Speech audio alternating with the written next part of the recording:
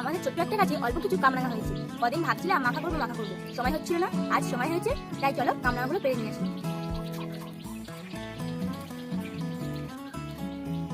এই দেখো বন্ধুরা, কামরাঙাটা কেমন পেকে লাল হয়ে গেছে। দেখো কত কামরাঙা হয়েছে। তাহলে চলো এগুলো মাখা করে ফেলি। এখানে নিয়ে নিয়েছি অল্প বিট লবণ, ধনিয়া গুঁড়ো, জিরের গুঁড়ো, লাল লঙ্কার গুঁড়ো, জলজিরা ও সেন্ট হওয়ার জন্য একটা গন্ধরাজ লেবু পাতা ও কাঁচা লঙ্কা। এবার কামরাঙাগুলো ভালোভাবে ধুয়ে নেব। কামরাঙাগুলো পিস পিস করে কেটে নেব।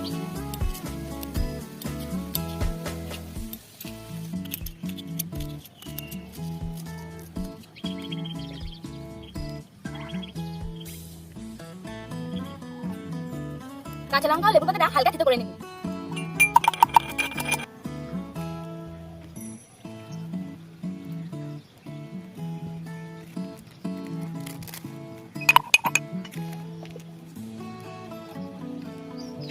এবারে সব মশলাগুলো দিয়ে ভালো করে মাখিয়ে নেব।